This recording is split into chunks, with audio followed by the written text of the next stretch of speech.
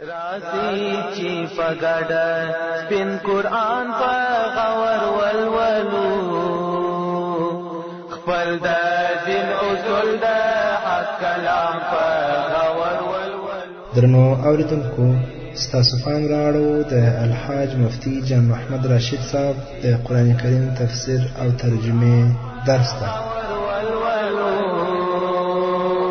خپل دا دین اصول دا حق کلام پا غور والولو راسی چی پگادا.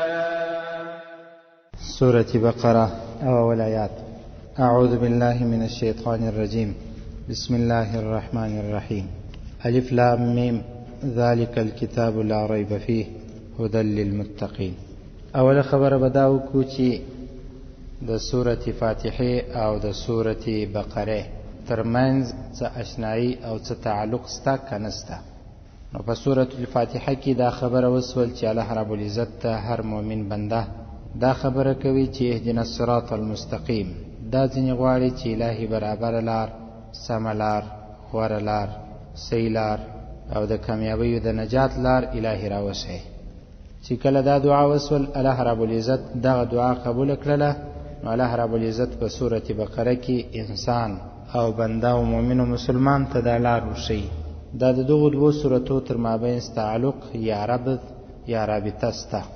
دوامه خبره به دا وکړو چې سورة البقره دا مدنی سورت دی او کمکی سورت دی.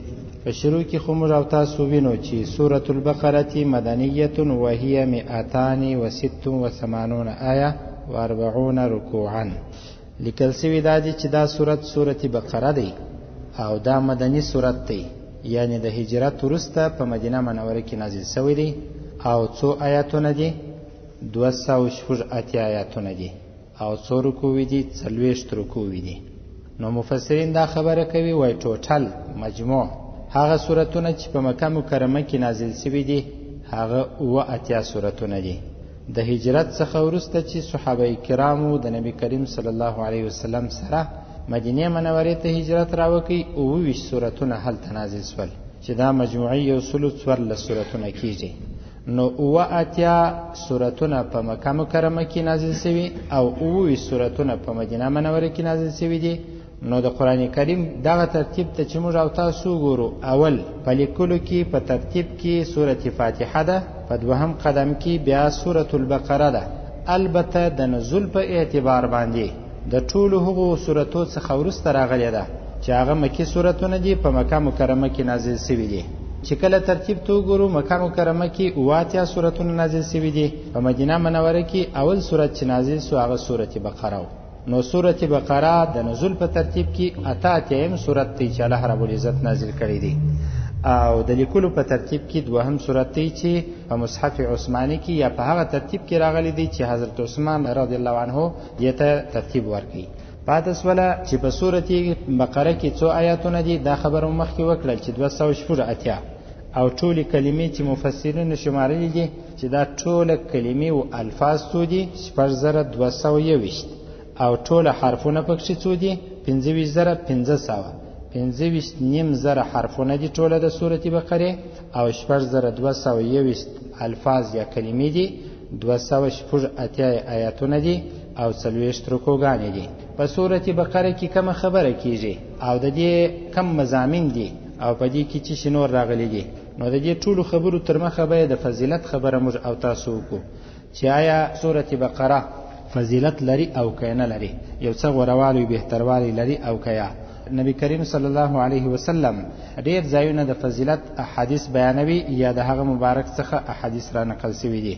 یو د هغو احادیث څخه چې نبی کریم صلی الله علیه وسلم په فضایلو کې بیان کړی دي او د سورة بقره فضیلت ځینې معلومیږي، هغه دغه حدیث دی چې امام مسلم په خپل صحیح کې روایت کړی دی عن رسول الله صلی الله علیه وسلم انه قال لا تجعلوا بيوتكم مقابر إن الشيطان ينفر من البيت الذي تقرأ فيه سورة البقرة.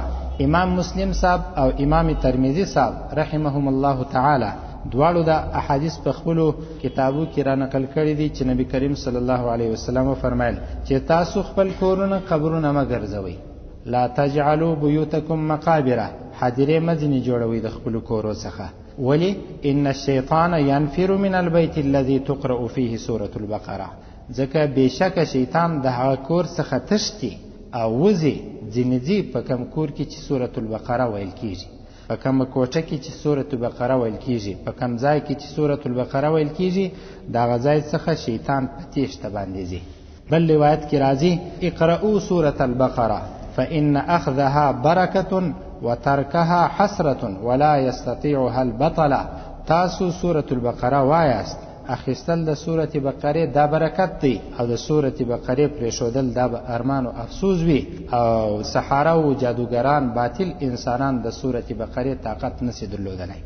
د دې څخه علماء کرام او زموږ هغه مقدس اشخاص چې مفسرین دي علیهم الرحمه دا فرمایي چې په هر کور کې باید سورة بقره وویل سي.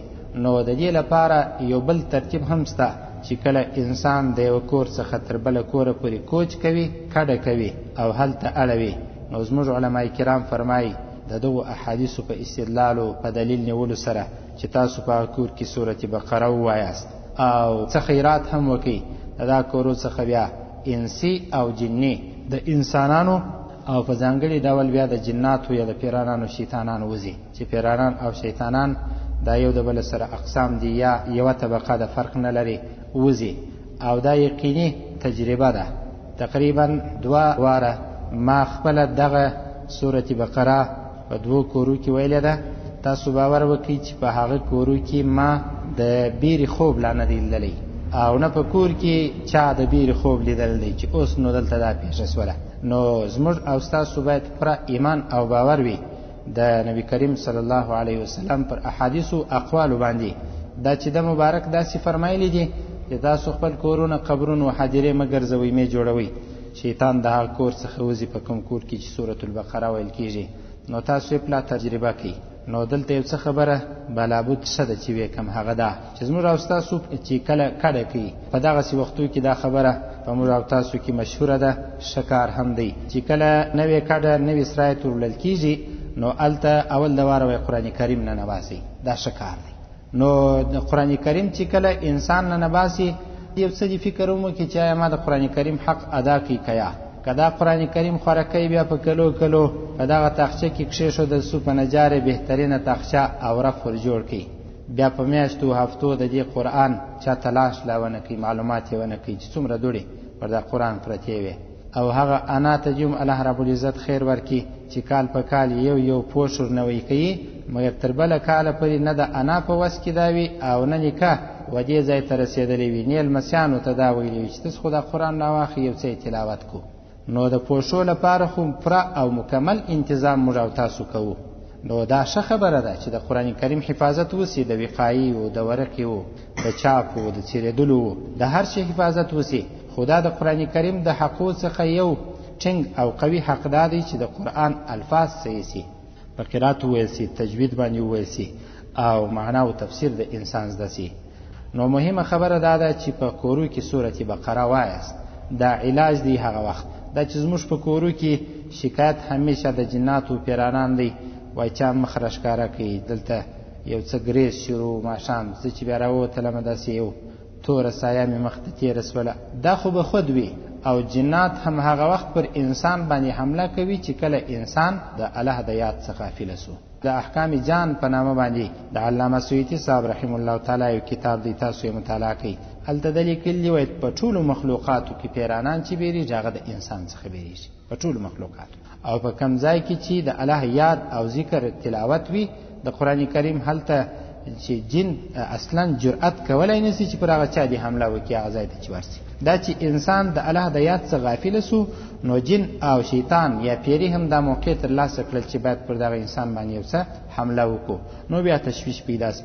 او دا چې په نړۍ کې ډېر انسانان داسې شته چې د جناتو څخه انکار کوي، دا به غالبا د دوی غټه اشتباه وي، بلکې غټه غلطي به وي، ځکه چې سورة الجن په نامه باندې موږ په قرآن کریم کې یو سورت لرو. مهمه خبره ده چې هر انسان باید ورته متوجه سي چې دا حمله کوي پر انسان کوي، او په دې کې ډلې شته د مسلمانانو او د کفارو ډلې دي، او دوی په کم شکل باندې اړول کیږي، د آسو، د مارو، د نورو حیواناتو، د سپي په شکل. په دې کتاب کې ټوله د دې تفصیلونه شته. خدای خبره ده چې دا کتاب بیا زه خپله د شپې نه مطالعه کوم، ځکه چې بیا سړی بیریږي. د ورځې که چیرې مطالعه کوي تاسو هم او بیا په غرمه کې مطالعه کوي، دا خورا بیکاره مخلوق دی. د دې سره اشنایي کول څوک یې طاقت نشي درلودلی. خو کوم انسانانو چې اشنایي ورسره شروع کړې وه، په یو ورد یا په یو ذکر یې دی مسخر کړله چې څه ترتیب علماو په ځینو کتابو کې لیکلی دی، دغو جناتو بیا پر دغو کسانو باندې حملې هم وکړلې او مړه یې هم کړله. مهمه خبره دا وه زما ورونو چې د سورة بقرې په فضیلت کې نبی کریم صلی الله علیه وسلم دا راته وفرمایل چې تاسو خپل کورونه قبرونو حاجرې مه جوړوئ. اوس د دې څخه نن باید لوی عبرت دا واخو که نورې خبرې په یاد هم نسی یا نورې خبرې د ځان سره یو هم نسو، دا یوه خبره چې موږ به په کورو کې د سورة بقرې تلاوت شروع کوو. که د چا څخه مخکې تېره سوې وه اوس یې وایست، هېڅ مشکل نشته، هېڅ فرق نه لري، اوس د دې تلاوت کوئ. خبره خو دا ده چې زموږ د ژوند اساسي اهدافو کې اول هدف دا دی، اول مقصد دا دی چې د الله رب العزت کلام الله زموږ او ستاسو په کورو کې ژوندی سي، او دوهم مقصد او لوی هدف چې دی هغه د جناب نبی کریم صلی الله علیه وسلم سنت طریقه ده. سنت طریقه چې په کوم کور کې ژوندی وي هغه کور نه ناکامه کیږي او نه په هغه کې مشکلات زیږي او نه پیدا کیږي. دا خو د فضیلت خبره ده. اوس براسو الف لام میم ته ذالک الکتاب لا ریب فیه. کوم سورتونه په الف لام میم سره شروع کیږي؟ الف لام میم. نو مفسرین وایي 6 سورتونه په دغه الف لام میم سره شروع کیږي. یو د هغو سورتو څخه سورة بقره ده، الف لام میم. او دوهم سورت سورة ال عمران دی، په الف لام میم شروع کیږي. دریم سورت سورة عنکبوت دی، څلورم سورة روم دی، پنځم سورة لقمان دی او سورة سجده ده. دا ټول هغه سورتونه دي چې په الف لام میم سره شروع کیږي. 6 سورتونه موږ په قرآن کریم کې لرو. ځینې سورتونه په ح میم سره شروع کیږي چې حوامیم ورته ویل کیږي، هغه به الته خبره کوي ان شاء الله تعالی. ځینې سورتونه بیا په طاسین، ځینې بیا په یاسین، ځینې بیا په کاف ها یا عین صاد، ځینې بیا په نورو الفاظو شروع کیږي. خو 6 سورتونه په قرآن کریم کې ټوټل موږ داسې لرو چې په شروع کې الف لام میم لفظ راغلی دی. بل خبره به دا وکړو چې سورة بقره کې څه احکام او څه شان ذکر شوي دي. لفظ خو بقره دی. بقره په پښتو کې چې موږ ترجمه کوو غوا، بقره غوا. اوس نو دلته چې بقره لفظ راغلی دی په دې کې هغه واقعې ته اشاره ده د موسی علیه السلام په زمانه کې چې کله قتل وسو، نو بیا موسی علیه السلام ته خلک راغلل او دا فکر یې وکړي چې دته به څوک معلوم وي. نو الله رب العزت وحی ورته وکړلې چې تاسو غوا حلاله کړئ، د غوا د غوښو په یو ټوټه باندې دا مړی ووهئ، مړی به ژوندی سي، انسانانو ته به خبر ورکړي چې زما قاتل دغه څوک و. هغه چې موسی علیه السلام ترتیب ور وښودی نو د بني اسرائیلو سوالونه وه، لکه زموږ د ځینو انسانانو سوالونه چې پرېږدي دي نه، چې کله مسله ورته ووایه نو بل سوال ځان ته بالآخرت دومره مشکله کې دا مسله او فتوا چې پر ځان حریان وي. نو سوالونه یې کوله چې دا غوا به څنګه وي، څه صفتونه به لري، رنګ به یې څنګه وي. بالآخره ځان ته سخته کړل او دا کار یې دونه ځان ته مشکل کړي چې دوی هم ځان ته حریان وه چې څه وکړل. نو علما کرام فرمایي چې ډېر سوالونه د انسان ته خپله تاوان رسوي. زموږ او ستاسو په افغانستان کې بالخصوص په کندهار کې د ځینو شیانو په باره کې خلک پوښتنې کوي. مثلا ځینې دا PPC بوتلان دي، PPC او یا دا مرنډا ده یا دا کوک دی یا انرژي ده او یا دا سینور بوتلان دي. اوس په دې کې ځینې انسانان تحقیق کوي چې دا نو د چی څخه جوړ دی، څنګه سوله، چیش په ګډ دی. دغه انسان که په داسې شانو کې تحقیق شروع کړي نو نتیجه به دی چې خپل ځان په مشکل کې اخته کوي. یا مثلا یو چا ماته د هلمند ولایت څخه زنګ راوالی چې ما په کور کې ورته ویل چې د خمیرمایه په وړو باندې مه ګډوئ، دا مشکوکه ده، د کم ځای څخه راځي، د کفارو د مملکتو څخه راځي. اوس په داسې شانو کې تحقیق کول دغسې تحقیقاتو موږ مکلف نه یو، دا زما خبره نه ده، دا زموږ د احنافو د کتابو خبره ده او د احادیث څخه راوتلې خبره ده، مستخرجه او راایستل سوې خبره ده چې په ځینو شانو کې موږ د تحقیق مکلف یو نه. که تحقیق شروع سي اوس به نو یو سړی فکر وکړي چې دا زما جامه چې تا اغوستې ده یا دغه اوس ګاټونه چې ماتیږي په کباړي کې، دا کوټ، دا کورتۍ، دا پتلون او دا دسمال، دا جرابې، د سکلې، همداسې نور څه دا راوتلي دي، آیا دا پرېوله سي که یا؟ فقها وایي و که دې احتیاط کوه خو پرېوله، کنې ظاهرا پر دې باندې آثار د نجاست نه معلومیږي. په ښکاره باندې نه معلومیږي. اوس یو سړی وای دا کورتۍ ته وده چې زه وګورم دا غوټې د کم ځای ده، دا د کم ځای ساخت دی، دا د کم ځای، بالاخره نتیجه هغه کافر ته رسیږي چې هغه په خارج کې دغه کوټ یا کورتۍ جوړه کړې ده په داسې حال کې چې دی سراسر نجس و، د په لاس باندې هم مرداري وه، د په ټوله بدن باندې هم یا ښکاره یا پټه مرداري وه، په داسې وخت کې دا کورتۍ جوړه کړې ده. د دې شیانو څه ضرورت دی؟ د ځینو شیانو په باره کې زه عاموم دا خبره نه کوم چې تاسو تحقیق مه کوئ، خو په ځینو شیانو کې د دې شیانو ضرورت نشته. اوس یو سړی وایي انرژي، دغه مشهور چې دا خلکو رایستل دی ټایګر فورس دی که نه، او دا انرژي ده. په دې شیانو کې نو اوس هغه مشکل څه شي دی انسانانو ته چې نه څه شي؟ اوس که په دې کې دا شیان ګډ شوي دي چې هغه تا نشه کوي، څونه نشه تا ته در پیدا کوي، بې حاله کوي دي، دماغ دې در خرابوي او څه کوي. که چیرې انسان فتوا غواړي نو فتوا پر یو ترتیب باندې، او که انسان په دې ځای کې احتیاط کوي بس نو دغه جناب ته وویل چې مې څښه، څه ضرورت نشته چې ستا سره دونه تشویش دي نو بالا ضرورت یې نشته، مې څښه نو خلاص خبره بس.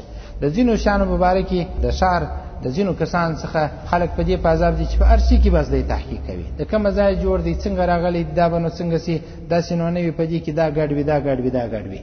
خدا یو مسله را په یاد شوله ستاسو چې ورته پام وي، خو داسې نه وي چې بارونو پر کاغذ پې چې حرام باندې پیښ شي ورته مفتي صاحب التحقیق ته ضرورت نشته. یا په ځینو شیانو کې دا ځینې چې زه وایم هغه هم که چیرې مشکل درته پیښ شو، او ځینې شیان بیا د خورد و نوش سره تعلق لري. موږ چې کله خلک راته وایي پلانکی شی چیش دی، نو موږ مثلا دغه ټایګر فورس په باره کې هم پوښتنه شوې ده، پی پی سی د هر شی، نو اول سر دا ورته وایي چې ته شی یخ کړه بوتلان راوړه چې موږ یې خوند وګورو، که یې نشه کړو نو اول به پر ځان باندې دغه کوو. ځینې شیان د خوند د کتلو وي، ځینې په سترګو معلومیږي. خبره دا ده چې تحقیق ډېر په هر شي کې کول فقهای کرام دا شی نه خوښوي. نو په سورة بقره کې د غوا تفصیلي خبره راځي وروسته، هلته به دا خبره کوو، خو د دې څخه دا خبره لازمي نه ده چې په سورة بقره کې نور مضامین نشته. په سورة بقره کې د عقایدو په باره کې، د عباداتو په باره کې، د ژوند د سمېدو، د نکاح کولو، د واده کولو، د طلاق اخیستلو، طلاق ورکولو، د عدت د تیرېدلو، دا ټول خبرې شته. معاملات، راکړه ورکړه او اخلاق، دا خبرې هم شته. او د سورة بقره کې په اولو څو آیاتو کې د مؤمنانو صفات بیان دي، بیا په وروسته دوه آیاتو کې د کفارو هغه صفات بیان دي، وروسته بیا د منافقینو صفات بیان دي، د کفر حقیقت، منافق څوک دی، بدبخته او نیکبخته انسانان تر مابینځ هغه نږدېوالی او فرق څه دی. دا ټول بحثونه په سورة بقره کې راځي. او زموږ او ستاسو د هغه ذات چې هغه آدم علیه السلام دی، ابو البشر، د هغه د تخلیق کیسه هم ده. هلته به ان شاء الله تعالی پر ځینې عصري او نوي موضوعاتو باندې بحث کوو چې زموږ انسانان ډېر سره نابلده دي، خصوصا دا چې آدم علیه السلام ته انګلیسي الفاظ هم ورښودل سوي وه، انګلیسي الفاظ، فرانسوي. د اوس نو دغه الفاظ چې دا موږ او تاسو یې د لې سره استعمالوو، دا نوي الفاظ نه دي چې انسان ورته اریانېږي، دا هم ورښودل سوي وه، دا پر خپل ځای باندې دا خبر راسي. او داسې نورې خبرې هم شته په سورة بقره کې چې انسانان یو د بل وعدې سره کوي، مواثیق دي، پر خپل وعده باندې وفا کول څومره ثواب لري، وفا نه کول څومره به عذاب دی، خیانت کول، ملامتیا ویل او د بل چا سره غدر کول، مؤمنانو ته د دې تنبیه ورکول چې کفار څومره خبیث دي، د دوی مکر او فریب څومره د مسلمان او مؤمن په مقابل کې قوي او دروند دی. د دې ټولو په باره کې انسانانو ته خبره ده په سورة بقره کې، بالخصوص د یهودو په باره کې چې څومره دا انسانان د ازله څخه د اسلام او د مسلمانانو په دشمنۍ کې څومره راپورته شوي دي او څه کارونه یې کړي دي، او بني اسرائیل باندې الله څه نعمتونه وکړل. دا ټول هغه احکام دي چې په سورة بقره کې راځي. همداسې نور څه هم شته، د حج او د عمرې احکام دي، د جهاد فی سبیل الله احکام دي، او د کورنۍ د سمیدلو په مابینځ کې چې کم شان راځي دا احکام دي. د هغو ښځو سره چې هغه مشرکې دي او اهل کتاب دي، د هغو ښځو سره نکاح کول روا دي او کیا، دا ټوله خبرې په سورة بقره کې راغلي دي. او دا خبره بیا په ډېر شد او مد سره راغلې ده، په ډېر ټینګار سره، چې الله رب العزت انسانان ته دا فرمایي یا ایها الذین آمنوا اتقوا الله وذروا ما بقي من الربا ان کنتم مؤمنین، چې تاسو سود پرېږدئ، د سود خورو د جملې او د لیست ځان وباسئ، زموږ په زمانه کې ان شاء الله الته به زه پوره تفصیلي بحث کوم که ژوند ان شاء الله تعالی چې سود په کوم شکلو باندې انسانان کوي. په سورۃ بقره کې د سود په اړه کې ډیره خبره ده او دغه سورۃ بقره کې اکثر احکام دي، ډیر احکام دي چې 1500 آیاتونه موږ په قران کریم کې د احکام لرو. د احکام څخه یو هم د ربا آیات دی چې سود دی انسانان یې څنګه کوي. اوس خو لازم په شهر کې داسې کوي چې داسې یو فیشن ګرځېدلی دی، داسې په خیال یې کوي انسانان، نو بیا د دیوالیتوب او یا د بدبختی سره مخامخ هم سي او وای سرمایه کنګل سوله، بالکل په خبر نه یې سرمایه وختي لا د لاس ور کړی وي څه سوله 1000 لکه 200 لکه 900 لکه پیسې لري یو د امر کې څه سولې. الله رب العزت دغه سره د جنگ اعلان کړی دی په سورۃ بقره کې دا خبرې هم دي. الف لام میم. الله رب العزت دغه الفاظو په معنا باندې ډېر څه پوهیږي. که څوم ځینې مفسرین د الف د لام د میم د دې ځینې معناګانې بیانوي، خو زموږ اهل سنت والجماعت علما کرام دا فرمایي چې دغه سي الفاظو په معنا باندې الله رب العزت ډېر څه خبر دی. خدای وا خبره چې زموږ استاد مفسرین لیکي هغه دا چې کله انسان د مذهب څخه انکار وکړي هغه به یو وخت د احادیث څخه انکار کوي، کله چې د حدیث څخه انکار وکړي هغه به وخت د قرآن څخه انکار کوي. هغه وخت بارنو دغه انسان د دغه سي آیاتو یا د دغه سي الفاظو د معنا په تلاش کې چې الف لام میم دا نو څه معنا. کله چې د دغه سي متشابهات او دته متشابهات ویل کیږي چې انسان نه پوهیږي الله رب العزت ته معنا معلومه ده، په دې کې خپل وخت مصرفول په کار هم نه دي. مستخفل مفسرین دا خبره کړې ده چې والله اعلم بحقیقته یا بحقیقتها، دغه کلمې یا دغه لفظ په حقیقت باندې الله رب العزت په معنا باندې ډیر څه پوهیږي، نور نو مشته څه ضرورت دي، څه گنجائش راته پیدا کیږي او کم امکان او احتمال به زموږ لپاره سته، ضرورت دې نشته. ذالک الکتاب دغه کتاب چې قرآن کریم ځینې مراد دی، لا ریب فیه شک نسته فیه په قرآن کې، هدن د قرآن کریم لارښوون کې دی للمتقین د متقیانو لپاره. دغه قرآن کریم یقیني لارښود دی، یقیني لارښوون کې دی. هدن تفسیر ماتوریدی په 15 ټکو کې دی، هغه کې دا خبره لیکلې ده وایي کچیر قرآن کریم دغه لفظ څخه هدن څخه بیان وضاحت مراد سي چې قرآن کریم او دغه کتاب د هر چا لپاره بیان کوي، نو پتی کې بیا متقیان او غیر متقیان، پرهیزګاران او غیر پرهیزګاران ټول رالل. او دا چې الله رب العزت فرمایي چې د متقیانو لپاره هدایت دی، متقیان څوک دي ورسته برات راسي.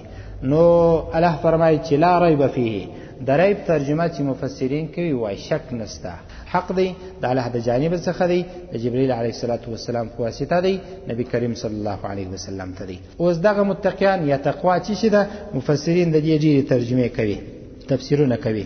تقوا دې ته ویل کېږي زما ورونو، مفسرین فرمایي چې انسان د الله له طرفه څخه چې کوم اوامر او امرونه ورته سوي دي هغه پر ځای کې، د کوم شانو څخه چې الله خپل بنده منع کوي دغه څخه منع سي دې ته تقوا وایي. متقی دغه چاته ویل کېږي چې هر هغه شی چې د ځان ته تاوان کوي، د دنیا او آخرت ته تاوان کوي، د هغه څخه د کوشش سي، دې ته ویل کېږي تقوا. اوس دغه تقوا په نور احادیثو کې څه خبر راغلي دي، نو هغه خبرې په 2 احادیثو کې به زه وایم د یو تفسیر په حواله باندې. لنډ وخت ټوله مطالعه مې نسوی کولای، دا یو 2 احادیث په تفسیر دالمنصور کې لیکل شوي دي، نو به واره درس سم کو. په یو حدیث شریف کې راځي، هغه حدیث شریف داسې دی، ابن ابي الدنيا یو عالم تیر شوی دی، موسوعه هم لري، هغه د ابو هريره رضی الله عنه په حواله باندې دا حدیث ذکر کړی دی چې سړی د تو ویله چې تقوا څه شي ده، نو دورته فرمایله کته چیرې پر داسې یو لار باندې تللی چې هغه خاردار وي، جوزدار وي، تللی یې پر داسې یو لار دورته ویل چې هوکې، نو بیا ورته ویل چې ته څنګه دا کار کوې، څنګه ځې پر دې باندې، څنګه عمل کوې. دا راوي ورته وایي د سړي ته چې کله جوز ووینې د جوز څخه مه خاړئ، یا ځینې ګوښه کېږي جوز پرې کوي یا ځان ځین ساتي، نو دورته وویله چې و دا کار کوم، نو بیا ورته فرمایل چې دغه تقوا ده. په داسې لار کې چې روان وي هلته ستا دنیا او آخرت ته یو کار تاوان کوي، د دې څخه ځان ساته، دې ته تقوا ویل کېږي. خو په اخر کې چې د امام ابن ابي الدنيا 2 احادیث د حضرت قتاده په حواله باندې را روایت کړي دي، هغه دا لما خلق الله الجنه قال لها تكلمي قالت طوبى للمتقين. کله چې الله رب العزت جنت پیدا کړي نو بیا ورته فرمایل چې خبري وکړه. جنت چې خبري شروع کړلې اوله جمله یې دا و طوبى للمتقين، د پرهیزګاران لپاره دي خوشحالي وي، متقین لپاره دي خوشحالي وي. او دا بل حدیث خو ډیر خوند را کړی دی او زه ډیر متاثر هم کړم. داغه امام ابي الدنيا د مالک بن دینار په حواله باندې را نقل کړی دی چې القیامت عرس المتقین، د قیامت د متقیانو وعده دی چې کله متقیانو پرهیزګاران انسانان قیامت ته ولاړل هلته نو بس دغه انسانانو ته حور عین دی، غلمان دی، و دا کټونه دی، زرابیه مبسوسه او اکواب موضوعه و نمارق مصفوفه، همداسې نور دا به کوي دا به کوي دا به وي، دا نعمتونه به وي. نو آخرت د متقیانو لپاره وعده دی چې کله انسانان غواړي چې په واده کې ټوله شان ترلاسه کړي نو هغه دې په دې دنیا کې تقوا حاصله کړي. الله رب العزت موږ او تاسو ته د بهترینې او پاکې تقوا توفیق را نصیب کړي. لا اله الا انت سبحانك فقنا عذاب النار.